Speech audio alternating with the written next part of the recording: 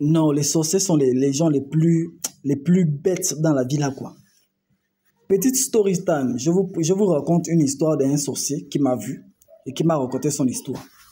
Une sorcière, c'est une maman, je vais taire son nom, elle est même malade. Donc je pense qu'elle va même plus vivre longtemps.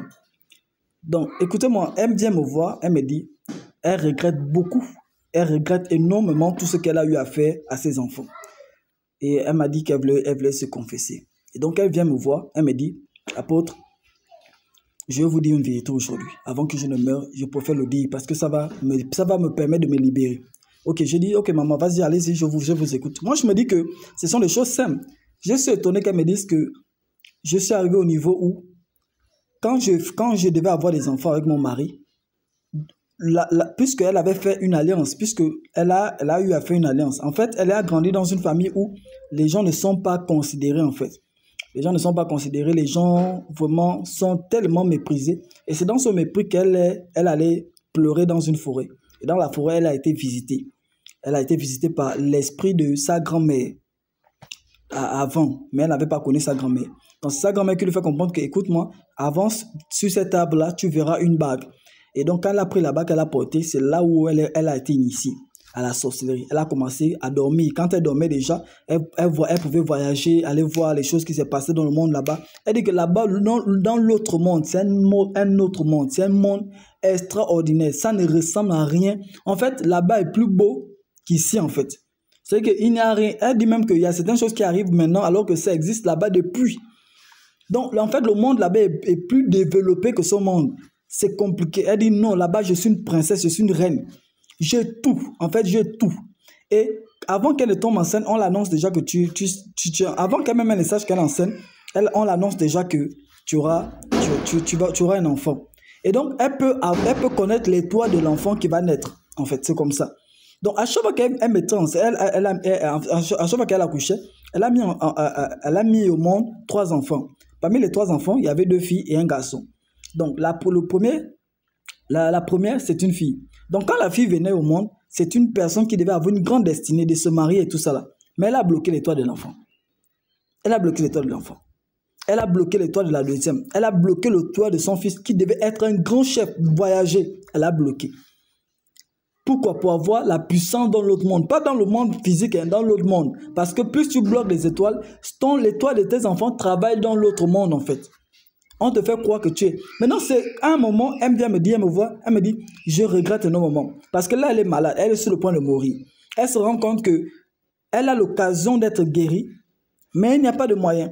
Ses enfants n'ont pas de moyens. Parce que pour la transférer, il faut le sang. Il faut l'amener dans les hôpitaux chers. Mais il n'y a pas d'argent. Donc, elle arrive au niveau, maintenant, elle regrette. Elle demande, si je n'avais pas bloqué les finances de mes enfants, si je n'avais pas bloqué, sa fille devait se marier. Elle va jusqu'à dire même que, je me rappelle que je partais au mariage des autres alors que je bloquais le mariage de mes enfants.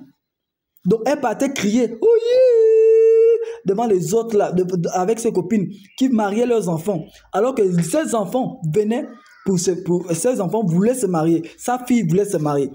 Elle l'amène parce qu'elle était devenue le mari, parce qu'elle pouvait se transformer en homme et femme. Donc, elle couchait avec ses enfants. Elle était mariée de nuit de ses enfants, femme. Et donc, elle disait qu'à chaque fois qu'elle a les rapports, ses enfants ne pouvaient pas être dans une relation stable. Oh! Elle pouvait pas être. Ses enfants ne pouvaient pas avoir une relation stable parce qu'elle était le mari de nuit. Donc, elle disait là-bas qu'à chaque fois que quelqu'un a un mari de nuit, la personne ne peut pas avoir une relation stable. Vous allez forcément vous séparer. Ce qui est sûr forcément, soit avant de vous marier ou soit après le mariage. C'est-à-dire que si vous réussissez à vous marier, si vous réussissez à vous marier, il faut savoir que dans le mariage, tu vas vivre le feu. Le feu. Parce qu'elle viendra mettre, elle ne peut pas permettre que vous. Donc en fait, c'était une loi qu'elle est. Parce qu'il faudrait qu'elle prospère dans le monde. Elle bloquait les finances de son fils. Donc les enfants sont arrivés au niveau où ils ont maintenant 40 ans. Pas de mariage, pas de travail. Les enfants sont méprisables, ils ne ressemblent à rien. Elle a tout mangé, la santé, etc. Maintenant, c'est quand maintenant elle veut mourir et qu'il faut l'argent, les finances sont bloquées. Personne ne peut l'amener à l'hôpital. Personne, pas de beau-fils, pas de personne. Là, maintenant, elle regrette. Tu vas au mariage des autres, tu célèbres les autres de mariage, alors que tu bloques toi-même tes enfants. Seigneur Jésus, ça c'est quelle vie? Ça c'est quelle vie? Tu vas voir les autres qui célèbrent. Oh, mon enfant est rentré à l'armée, mon enfant est telle personne, alors que toi, tu as bloqué la destinée de ton enfant qui pouvait t'aider. Ça c'est quoi? En fait, qu'est-ce qui se passe en fait? Pourquoi? Parce que le diable les aveugle en leur faisant croire que la vie c'est autre monde, alors qu'en réalité, la vraie vie, la réalité c'est sur le physique. Aujourd'hui, elle est malade, elle est en train de mourir. Les enfants ne peuvent rien faire. Les enfants sont en train de vouloir prêter l'argent de partout. Les enfants sont endettés à cause de sa santé, jusqu'au cou. Ils ne peuvent plus. On demande, la facture est chère. Il faut faire comment? Après avoir. Ça, c'est quel type de sorcellerie? Les autres font la sorcellerie pour laisser l'héritage physique à leurs enfants. Vous voulez faire la sorcellerie pour laisser des problèmes, des malédictions. Et quand elle va mourir comme ça, parce qu'elle a dit que quand elle meurt comme ça, elle a déjà choisi quelqu'un à qui? Parce que toutes les personnes qui sont bloquées là, il faut un vrai homme de Dieu qui va prier pour eux, pour débrancher, pour débloquer, pour les débrancher à la malédiction. Où il y a parce qu'elle a caché, parce qu'elle ne peut pas mourir avec la bague là. Donc elle cache ça quelque part parce que la malédiction doit continuer pour continuer son empire dans le monde. Parce qu'on l'a fait tromper, on l'a menti que quand tu vas mourir, tu vas aller vivre maintenant dans ton empire, dans le monde là-bas. Alors que c'est faux. C'est faux. Et aujourd'hui, elle se rend compte qu'elle est en train de mourir et c'est faux. Elle commence à voir maintenant qu'il y a un autre monde, qui est le monde de Dieu, qui juge les vivants et les morts.